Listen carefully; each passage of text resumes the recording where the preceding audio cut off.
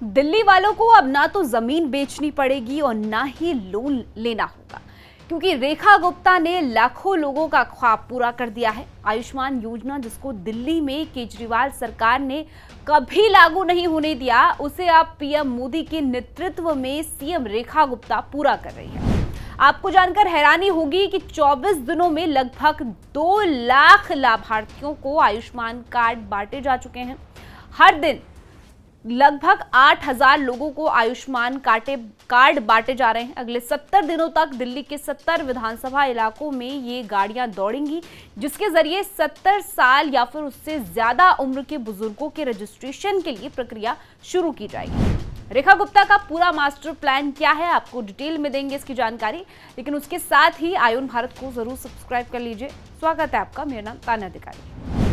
दिल्ली में पीएम मोदी के नेतृत्व में हेल्थ सेक्टर में लगातार काम किया जा रहा है। मोदी सरकार की कोशिश है कि देश के सभी लोगों को बेहतर स्वास्थ्य सुविधाएं मिल सके।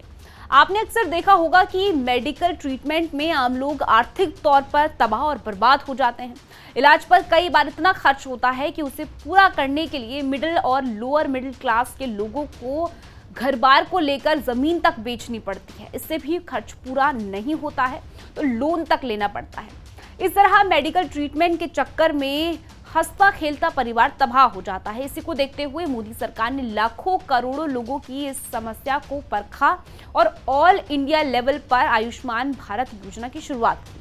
लेकिन केजरीवाल सरकार के रहते दिल्ली के लाखों लोग इस सुविधा से वंचित रहे।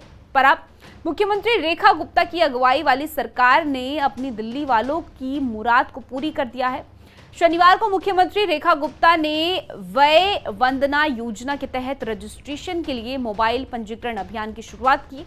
इस अभियान के तहत दिल्ली में 70 साल या उससे अधिक उम्र के 28,000 से ज्यादा बुजुर्गों का पंजीकरण हो चुका है। 3 मई तक सिर्फ 24 दिनों में लगभग 2 लाख लाभार्थियों को आयुष्मान कार्ड बांटे जा चुके हैं। हर दिन लगभग 8,000 लोगों को आयुष्मान कार्ड बांटे जा रहे हैं। इस योजना के तहत केंद्र सरकार की ओर से 5 लाख और 5 लाख रुपए की मदद दिल्ली सरकार देगी।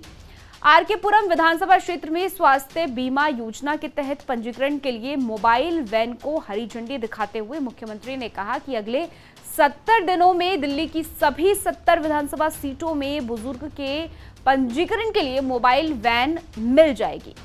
अब सुनिए एक बार रेखा गुप्ता ने क्या कुछ कहा। जो 70 विधानसभाओं में 70 दिन चलेगी, वो जनता के बीच में पहुंच के वहीं की वहीं उनका रजिस्ट्रेशन करेंगी। और वो भी कोई इसमें आपके लिए फालतू कागज नहीं चाहिए, केवल आपका आधार कार्ड और साक्षात आप स्वयं अपने मोबाइल के साथ होने चाहिए और ये योजना के नाम पे आपका नाम रजिस्ट्रेशन हो जाए। तो सुना आपने, घर बैठे बुजुर्गों का आयुष्मान कार्ड बन रहा है और उन्हें कहीं जाने की जरूरत नहीं है, सरकारी लाइनों में लगने की जरूरत नहीं है। सरकार खुद आपके दरवाजे पर आकर आपका कार्ड बनाकर जाएगी।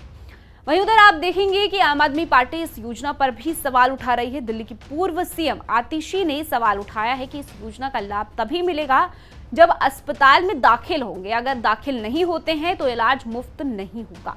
उन्होंने कहा है कि हमारी सरकार ने ऐसी कोई शर्त नहीं रखी थी। आप सोचिए, ये लोग कितने बेशर्म हैं।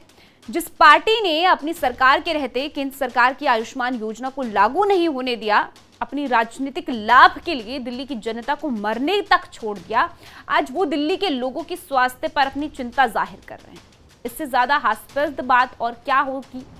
दिल्ली की जनता ये जान चुकी है कि इस पार्टी की राजनीति क्या है और किस तरह से इन लोगों ने सरकार में रहते भ्रष्टाचार किया है। खबर में इतना ही। फिलहाल पूरी स्टोरी को लेकर आपकी क्या कुछ राय है, कमेंट सेक्शन में हमें जरूर बताइएगा। बाकी देश और दुनिया की खबरों के लिए आप जुड़े रहिए आयुन भारत के साथ।